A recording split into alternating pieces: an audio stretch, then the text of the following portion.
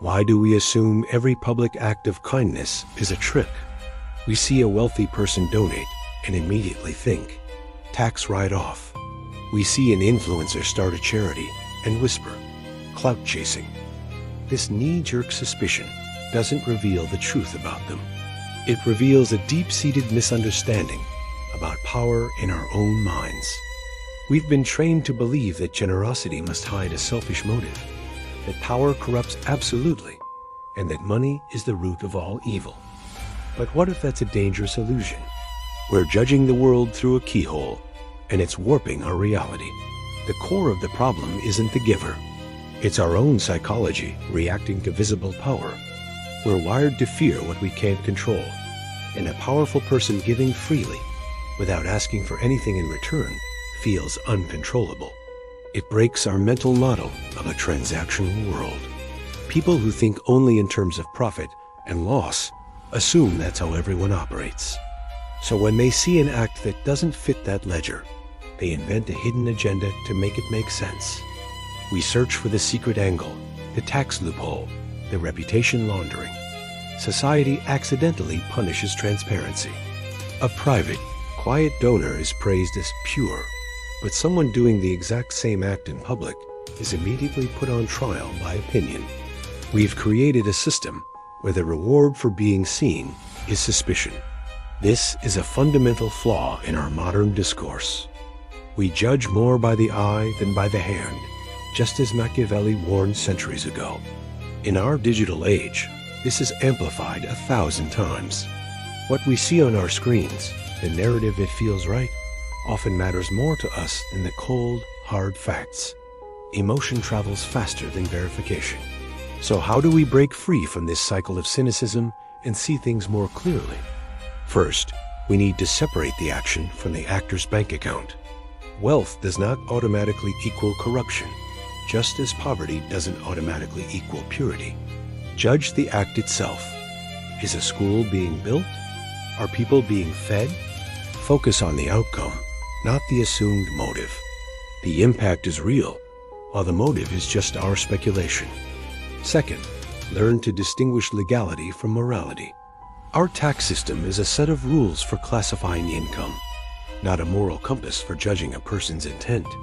A tax deduction for a donation is a feature of the system, available to everyone. It doesn't invalidate the sincerity of the gift. Using a rule isn't inherently a moral failing. The person still chose to give away their money instead of keeping it. That choice reveals their values far more than the tax code does. And third, practice what I call narrative independence. This is the real superpower. True power isn't money. It's the freedom to act on your principles without needing validation from public opinion. It's the ability to let the noise of criticism pass over you while you continue to do the work. Those who genuinely understand power don't waste time explaining themselves. They act. Think about it this way. When a popular creator makes money, they are suddenly expected to justify every act of kindness, as if their success puts them on permanent probation.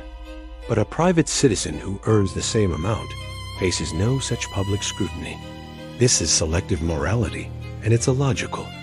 We apply different standards based on visibility, not on character.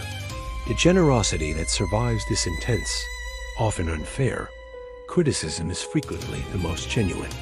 It's easy to be kind when everyone praises you. It takes real conviction to remain generous when you're being accused of manipulation for doing it. By constantly attacking public generosity, we might be discouraging the very people who have the resources to make the biggest difference. We create a world where the safest option for the powerful is to do nothing at all. Is that really the outcome we want? Clarity begins when we stop projecting our own limitations onto others.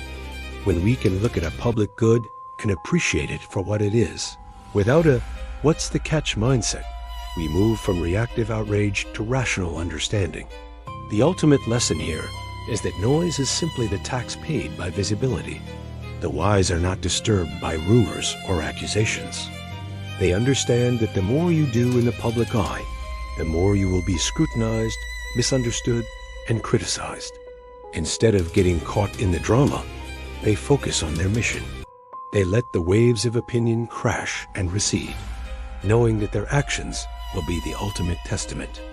This isn't about ignoring valid criticism. It's about not letting baseless suspicion paralyze positive action. So the next time you see a public act of generosity, take a pause before you judge. Ask yourself, is my suspicion based on evidence, or is it a reaction to a power I don't fully understand? Developing this wisdom is how we replace cynicism with clarity and build a better public discourse. Thanks for watching. If this challenged how you think about power and generosity, consider subscribing for more insights. Let me know in the comments. Do you think we criticize generosity too quickly in our society? See you in the next one.